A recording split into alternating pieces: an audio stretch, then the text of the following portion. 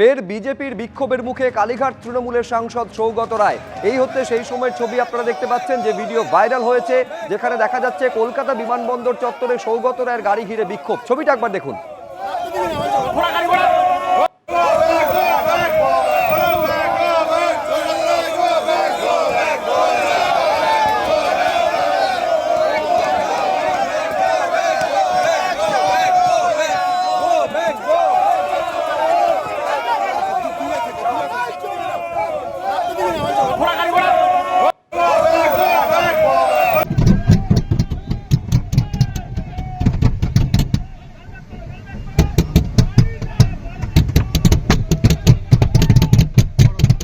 দেখতে পাচ্ছেন সৌগত রায়ের গাড়ি ঘিরে বিক্ষোভ, গাড়িতে ধাক্কা পর্যন্ত মারা হয়। শুধু তাই নয়, কালো পতাকা দেখানো থেকে শুরু করে গো ব্যাক স্লোগান পর্যন্ত তোলেন বিজেপি কর্মীরা, যারা বিক্ষোভ দেখিয়েছেন সৌগত রায়ের গাড়ি ঘিরে। সরাসরি কথা বলবো, আবির দত্ত আমাদের প্রতিনিধি এই মুহূর্তে রয়েছেন। আবির, কি ঘটলো সেই সময়? দেখো, যেটা অভিযোগ করা হচ্ছে যে সৌগত রায় দমদমের এমপি, তার গাড়ি দাঁড়িয়ে রয়েছে পার্থকে বলছি দেখানোর জন্য। তিনি যখন এখানে আসেন, একটি বিশেষ মিটিং ছিল এখানে, সেই মিটিংয়ে একটি কমিটির তিনি চেয়ারম্যান এবং সেই মর্মে তিনি আসেন এবং এই মিটিংয়ে দুজন এমএলএও উপস্থিত ছিলেন এমনটাই জানা যাচ্ছে। এবং যখন তিনি এখানে আসেন তখন গাড়ি ঘিরে কালো পতাকা দেখানো হয়, গাড়িতে চাপড় মারা হয়, এক প্রকার তিনি আটকে যান। আমরা যেটা দেখি যে সেখানে দীর্ঘক্ষণ এখানে আটকে থাকার পরে তার নিরাপত্তা রক্ষীরা তারা নিয়ে যাচ্ছেন ভেতরে মিটিংও ইতিমধ্যে হয়েছে। মিটিংয়ে উপস্থিত ছিলেন বিজেপি এমএলএ, তার সাথে একবার আমরা কথা বলবো। দমদমের এমএলএ আমাদের সঙ্গে রয়েছেন। কি বলবেন এই যে ঘটনা, একজন এমপি তিনি এক প্রকার তাকে ঘেরাও করা হয়েছে অভিযোগ এবং কালো পতাকা দেখানো চোর স্লোগান। 15 বছর ধরে যা করে রেখেছেন উনি দমদমে, তার খেসারত তো ওনাকেই দিতে হবে। 15 বছর ধরে উনি দমদমের সাংসদ। প্রতিবার নির্বাচনের আগে মিথ্যের ফুলঝুরি বেশাতি সাজিয়ে নিয়ে বসতেন। প্রত্যেকবার নির্বাচনের আগে বলতেন উনি জিতলে যেসবের গেট উদ্বোধন করে কারখানা খুলে দিয়ে কর্মসংস্থান করবেন। একটা গেট, একটা ফিতেও উনি গেটও খুলতে পারেননি, ফিতেও কাটতে পারেননি। উপরন্তু চোর কাউন্সিলরগুলোকে দিয়ে যেসবের চারদিকে গোল গোল করে শীত কাটিয়ে যেসবের ভিতরে সমস্ত মেশিনারি, লোহা যা কিছু ছিল সব বিক্রি করে দিয়ে পুরসভার chairman, vice chairman, MLA, MP মিলে ভাগ বাটোয়ারা করে কাউন্সিলরদের সাথে খেয়েছেন, কোম্পানিটাকে তালা ঝুলিয়ে লাটে তুলে দিয়েছেন। ঋতব্রত বন্দ্যোপাধ্যায়কে বিরোধী দলনেতা ঘোষণার সিদ্ধান্ত অস্থায়ী সিদ্ধান্ত। আপনারা জানেন যে গত কয়েক সপ্তাহ ধরে এই মামলা চলছিল হাইকোর্টে। সেই হাইকোর্টের মামলা এবার জানা যাচ্ছে ঋতব্রতকে বিরোধী দলনেতা ঘোষণার সিদ্ধান্ত অস্থায়ী সিদ্ধান্ত।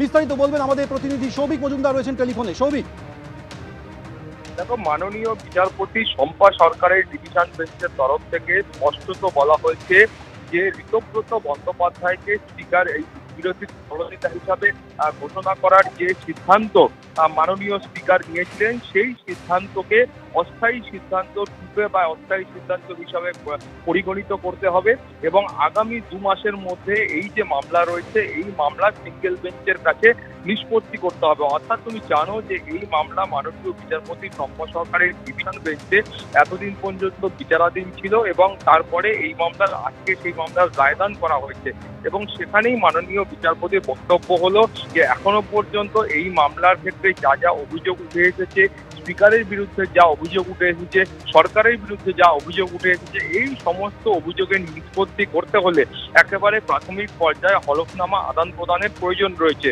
ফলে সেই হলফনামা আদান প্রদানের যে পর্ব ছিল সেটা ডিভিশন বেঞ্চের সামনে এখনো পর্যন্ত শেষ হয়নি। তাই এই যে মূল মামলাটি ছিল, যে মামলাটি কলকাতা হাইকোর্টের সিঙ্গেল বেঞ্চের কাছে বিচারাধীন, বিচারপতি কৃষ্ণ রাওয়ের যে এজলাস রয়েছে সেই এজলাসে বিচারাধীন রয়েছে। ফলে সেই এজলাসেই এই মামলা আবার ফেরত যাবে।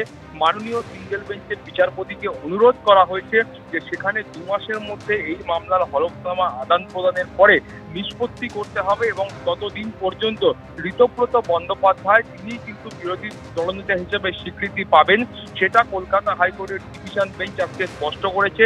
কিন্তু তার পাশাপাশি কলকাতা হাইকোর্টের ডিভিশন বেঞ্চ এটাও স্পষ্ট করেছে যে স্পিকারের এই যে সিদ্ধান্ত ছিল, আপাততভাবে এই সিদ্ধান্তকে অস্থায়ী সিদ্ধান্ত হিসাবে গ্রহণ করতে হবে। অর্থাৎ ঋতব্রত বন্দ্যোপাধ্যায়কে বিরোধী দলনেতা ঘোষণা করার যে সিদ্ধান্ত, সেটা একটা প্রভিশনাল সিদ্ধান্ত ছিল, এই হিসাবে কিন্তু সেটাকে গ্রহণ করতে হবে এবং 2 মাসের মধ্যে এই মামলার নিষ্পত্তি করতে হবে। তুমি জানো যে এই মামলা যখন কলকাতা হাইকোর্টে আসে সেই সময় শোভনদেব চট্টোপাধ্যায় তিনি কলকাতা হাইকোর্টে এই মামলা করেছিলেন এবং তার বক্তব্য ছিল যে তাকেই কিন্তু দলের তরফ থেকে অর্থাৎ তৃণমূল কংগ্রেসের তরফ থেকে তাকে বিরোধী দলনেতা হওয়ার জন্য তাকে স্বীকৃতি দেওয়া হয়েছে। ফলে সেই স্বীকৃতি অনুযায়ী তার বিরোধী দলনেতা হওয়ার কথা, কিন্তু স্পিকারের তরফ থেকে এখানকার যে পটভূমির যে পরিবর্তন হয়েছে সেই পরিবর্তনের পরে হঠাৎ করে দেখা গেল যে ঋতব্রত বন্দ্যোপাধ্যায়কে বিরোধী দলনেতা হিসাবে স্পিকার স্বীকৃতি দিচ্ছেন এবং স্পিকার কিভাবে এই স্বীকৃতি দিচ্ছেন সেই প্রশ্ন কিন্তু তারা তুলেছেন। এবং তারপর তুমি জানো যে বিধানসভায় বিধায়কদের সই জাল এই ধরনের একটা অভিযোগ ওঠে এবং সেই অভিযোগের ভিত্তিতে তার যে বিচার প্রক্রিয়া আছে বা তার যে ইনভেস্টিগেশন আছে সেটাও কিন্তু এখনো পর্যন্ত বিচারাধীন রয়েছে। ফলে সব মিলিয়ে তুমি বুঝতে পারছো যে এই মামলার ক্ষেত্রে ঋতব্রত বন্দ্যোপাধ্যায়কে বিধানসভার স্পিকার বা অধ্যক্ষ তিনি কিভাবে বিরোধী দলনেতার স্বীকৃতি দেন সেই প্রশ্ন তুলেই শোভনদেব চট্টোপাধ্যায় এই মামলা করেছিলেন এবং সেখানে তার বক্তব্য ছিল সই জাল হয়েছে কি হয়নি, কোন বিধায়ক সই করেছেন কি কোন বিধায়ক সই করেননি, সেই বিষয়টা খতিয়ে দেখার কোনো রকম অধিকার বিধানসভার অধ্যক্ষের নেই। তার পাশাপাশি দলের তরফে অর্থাৎ তৃণমূল কংগ্রেসের তরফ থেকে কি সিদ্ধান্ত নেওয়া হয়েছিল, তৃণমূল তরফের কতজন বিধায়ক এই সিদ্ধান্ত নিয়েছিলেন এবং তারা সিদ্ধান্ত নিয়ে সেই চিঠি অধ্যক্ষের কাছে পৌঁছেছিলেন, যেই গোটা বিষয়টা যে বিধানসভার অধ্যক্ষ খতিয়ে দেখার নির্দেশ দিয়েছিলেন সেই খতিয়ে দেখারও কোনো রকম এখতিয়ার বিধানসভার অধ্যক্ষের নেই। এটাই ছিল কিন্তু শোভনদেব চট্টোপাধ্যায়ের মূল বক্তব্য এবং সেই কারণেই তিনি কিন্তু কলকাতা হাইকোর্টে এসেছিলেন এবং সিঙ্গেল বেঞ্চের কাছে তিনি এই মামলা করেছিলেন। তারপরে জানো যে অন্তর্বর্তীকালীন যে নির্দেশ ছিল সেই ধরনের কোনো নির্দেশ ডিভিশন বেঞ্চে সিঙ্গেল বেঞ্চের তরফ থেকে দেওয়া হয়নি।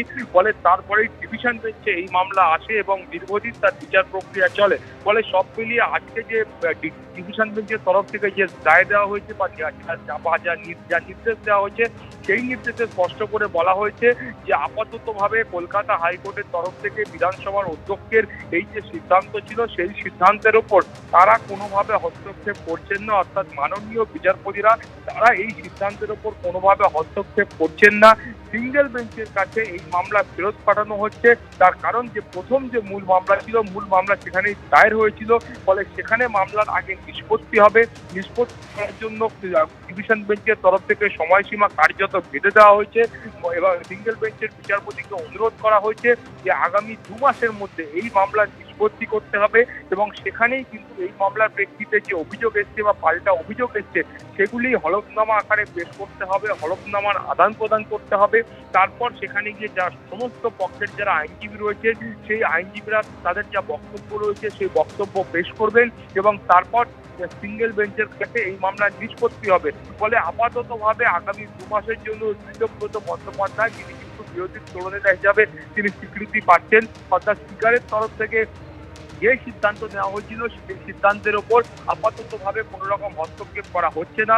কিন্তু কলকাতা হাইকোর্টের ডিভিশন বেঞ্চ এটাও স্পষ্ট করে বলে দিয়েছেন যে এই যে সিদ্ধান্ত স্পিকার নিয়েছিলেন আপাততভাবে এই সিদ্ধান্তকে অস্থায়ী সিদ্ধান্ত হিসাবে গ্রহণ করতে হবে এবং 2 মাসের মধ্যে যখন কলকাতা হাইকোর্টের সিঙ্গেল বেঞ্চের সিদ্ধান্ত নেবে তার পরবর্তী ক্ষেত্রে পরবর্তী পর্যায়ে যা পদক্ষেপ আছে আইন অনুযায়ী যা পদক্ষেপ হয় সেগুলো কলকাতা হাইকোর্ট গ্রহণ করবে বা স্পিকার গ্রহণ করতে পারে। বেশ, সৌভিক তুমি আমাদের সঙ্গে থাকো। যে বড় খবরে আমরা রয়েছি, ঋতব্রত বন্দ্যোপাধ্যায়কে বিরোধী দলনেতা ঘোষণার সিদ্ধান্ত অস্থায়ী সিদ্ধান্ত, অধ্যক্ষের সিদ্ধান্তকে অস্থায়ী সিদ্ধান্ত বলে গণ্য করা হবে। বিরোধী দলনেতার মর্যাদা সংক্রান্ত মামলায় আজকে কথা জানিয়ে দিল হাইকোর্ট। 2 মাসের মধ্যে মূল মামলার নিষ্পত্তি করবে সিঙ্গেল বেঞ্চ, সমস্ত অভিযোগের নিষ্পত্তি করবে হাইকোর্টের সিঙ্গেল বেঞ্চ। অর্থাৎ গোটা বিষয়টা কিন্তু মামলার যে একেবারে চাপানুতরটা এই পর্যায়ে গেছিল যে কালীঘাট তৃণমূলের তরফে শোভনদেব চট্টোপাধ্যায়কে বিরোধী দলনেতা হিসাবে প্রস্তাব পাঠানো হয়েছিল, ঋতব্রত বন্দ্যোপাধ্যায়কে আবার বিরোধী দলনেতা হিসাবে তাদের তরফে প্রস্তাব পাঠানো হয়েছিল। স্পিকার ঋতব্রত বন্দ্যোপাধ্যায়কে বিরোধী দলনেতা হিসাবে বেছে নেন, সেই নিয়ে মামলা গড়িয়েছিল কলকাতা হাইকোর্টে। আজকে কলকাতা হাইকোর্ট স্পষ্ট জানিয়ে দিল যে এটা স্পিকারের অস্থায়ী সিদ্ধান্ত হিসেবে দেখতে হবে। 2 মাসের মধ্যে মূল মামলার নিষ্পত্তি করবে কলকাতা হাইকোর্ট। আমি এইখানে তোমার কাছ থেকে জানতে চাইছি সৌভিক, তাহলে এই যে কালীঘাট তৃণমূল বনাম ঋতব্রত তৃণমূল, এটা আজকের এই যে নির্দেশ সেটা কাদের ক্ষেত্রে স্বস্তি কাদের ক্ষেত্রে ধাক্কা? দেখো এই যে মামলা, এই মামলার ক্ষেত্রে আপাততভাবে তুমি বলতে পারো স্বস্তি বা অস্বস্তি দুপক্ষেরই রয়েছে। তার কারণ হলো তুমি জানো যে কালীঘাট তৃণমূলের তরফ থেকে স্বস্তির জায়গা একটাই, যে সেখানে বলা হয়েছে যে স্পিকারের যে সিদ্ধান্ত ছিল সেই সিদ্ধান্ত অস্থায়ী সিদ্ধান্ত, অর্থাৎ বিধানসভার অধ্যক্ষ তিনি যে সিদ্ধান্ত নিয়েছেন সেই সিদ্ধান্ত চূড়ান্ত সিদ্ধান্ত নয়। এটাই হলো কালিকার তৃণমূলের স্বস্তির জায়গা এবং এটাই কিন্তু ঋতব্রতপন্থী যারা তৃণমূল রয়েছেন তাদের একমাত্র অস্বস্তির জায়গা। কিন্তু আপাততভাবে যেটা একেবারে নিশ্চিত করে বলা হয়েছে যে এই যে 2 মাস সময়সীমা রয়েছে, এই 2 মাস সময়সীমার মধ্যে সেখানে সিঙ্গেল বেঞ্চ কিন্তু ঠিক করতে পারবেন যে এই গোটা বিষয়টাতে কার বক্তব্য ঠিক বা কার বক্তব্য বেঠিক। ফলে এখানে সময়সীমা একটা বেঁধে দেওয়া হয়েছে, কিন্তু তারপরেও এই যে আইনি বা আইনি লড়াই সেটা কিন্তু একটা দীর্ঘ আইনি লড়াই। তার কারণ হলো তুমি জানো যে আপাতত কমপক্ষে 2 মাস এই মামলা সিঙ্গেল বেঞ্চের কাছে বিচারাধীন থাকবে এবং তারপরে তুমি জানো এই মামলা সিঙ্গেল বেঞ্চে বিচারাধীন থাকবে। সেখান থেকে যা রায় হবে সেই রায়ে যে পক্ষ হারুক বা যে পক্ষ কিন্তু অপর পক্ষ কিন্তু ডিভিশন বেঞ্চে তারা ফের আসবেন। ডিভিশন বেঞ্চের কাছে সে মামলার আবার নিষ্পত্তি হবে এবং এই মামলা সুপ্রিম কোর্ট পর্যন্ত পৌঁছতে পারে এমন সম্ভাবনা কিন্তু রয়েছে। ফলে তুমি বুঝতেই পারছো যে সব মিলিয়ে এই যে মামলা রয়েছে একেবারে সব মিলিয়ে এই যে মামলা রয়েছে সেটা এখনো আইনি লড়াইয়ের বাকি রয়েছে। তার কারণে এবার 2 মাসের মধ্যে হাইকোর্টের সিঙ্গেল বেঞ্চকে সিদ্ধান্ত নিতে হবে, এমনকি এরপরে সর্বোচ্চ আদালতে পর্যন্ত মামলা যেতে পারে বলে আইনজীবীদের একটা বড় অংশ মনে করছেন। সৌভিক, তুমি আমাদের সঙ্গে থাকো। এই নিয়ে আপনারা জানেন যে আসল তৃণমূলকে তাই নিয়ে কিন্তু একটা চাপানুতর দীর্ঘ সময় ধরে চলছে। আমি এইখানে দেখাতে চাইবো আপনাদের ঋতব্রত তৃণমূলের তরফে আখরুজ্জামান কি বলেছেন। একটা দল করেছিলাম, নেত্রীর প্রতি ভরসা রেখেছিলাম, নেত্রীকে আমরা বলেছিলাম যে এই সরকারের পতনের পরে আমাদের আত্মবিশ্লেষণ হওয়া দরকার ছিল, কিন্তু সেই আত্মবিশ্লেষণ না করে আমরা যেটা উপলব্ধি করেছিলাম এই নির্বাচনে হারার পেছনে অনেকগুলো কারণের মধ্যে তার আত্মীয়র একটা সম্পর্ক ছিল। আমরা বলেছিলাম এই জায়গায় তোমাকে সজাগ হতে হবে। তো আমরা যখন আওয়াজ তুলেছিলাম যে তোমার রক্তের সম্পর্ক চাও না কর্মীদের চাও, নেত্রী আমাদের প্রত্যাখ্যান করেছে বলে নেত্রীর কাছ থেকে তো উনি আমাদের সরে যেতে বাধ্য করেছেন। আমরা বিগত সরকারে থাকার পর একটা বৃহত্তম রাজনৈতিক দল আমরা, সেখানে কিন্তু আমরা আত্মবিশ্লেষণ করতে পারলাম না, যার জন্য আমরা নির্বাচনে ভর দিবে হলো তাকে দাঁড়িয়ে আবার নেত্রী বলছে তাকে স্যালুট করো, তাকে সম্মান জানাও। এটাই তো আমাদের প্রতিবাদ ছিল। আমরা নতুনভাবে বেরিয়ে এসে আমরা অরিজিনাল তৃণমূল কংগ্রেসের যে দাবিটা করছি, আশা করি নির্বাচন কমিশন আমাদের স্বীকৃতি দেবে এবং যখনই আমরা স্বীকৃতি পেয়ে যাব, আমাদের সিম্বল পেয়ে যাব, আমাদের আন্দোলন বিজেপির বিরুদ্ধে, বিজেপির স্বজনপোষণ দুর্নীতির বিরুদ্ধে মানুষ দেখবে। নিঃসন্দেহে এই মুহূর্তে দাঁড়িয়ে সবথেকে বড় খবর, ঋতব্রত বন্দ্যোপাধ্যায়কে বিরোধী দলনেতা ঘোষণার সিদ্ধান্ত অস্থায়ী সিদ্ধান্ত, অধ্যক্ষের সিদ্ধান্তকে অস্থায়ী সিদ্ধান্ত বলে গণ্য করা হবে বলে জানিয়ে দিল কলকাতা হাইকোর্ট। বিরোধী দলনেতার মর্যাদা মামলায় আজকে এই কথা জানিয়েছে হাইকোর্ট। 2 মাসের মধ্যে মূল যে মামলা সেই মামলা নিষ্পত্তি করবে সিঙ্গেল বেঞ্চ। সমস্ত অভিযোগের নিষ্পত্তি হবে হাইকোর্টের সিঙ্গেল বেঞ্চে। তার জন্য 2 মাসের সময়সীমা বেঁধে দেওয়া হয়েছে। অর্থাৎ একেবারে আপনারা জানেন যে বিরোধী দলনেতা এই মুহূর্তে রয়েছেন ঋতব্রত বন্দ্যোপাধ্যায়, কিন্তু বিরোধী দলনেতার আসল মর্যাদার দাবিদার কে তা নিয়ে মামলা একেবারে আদালত পর্যন্ত গড়িয়েছে। যে মামলায় আজকে কলকাতা হাইকোর্টের তরফে এই কথা বলা হলো, এইটা স্পিকারের অস্থায়ী সিদ্ধান্ত হিসেবে গণ্য করা হবে। অর্থাৎ ঋতব্রত বন্দ্যোপাধ্যায়কে বিরোধী দলনেতা হিসাবে ঘোষণা করার সিদ্ধান্তকে অস্থায়ী সিদ্ধান্ত হিসেবে গণ্য করা হবে। 2 মাসের মধ্যে মূল মামলা নিষ্পত্তি করবে কলকাতা হাইকোর্ট।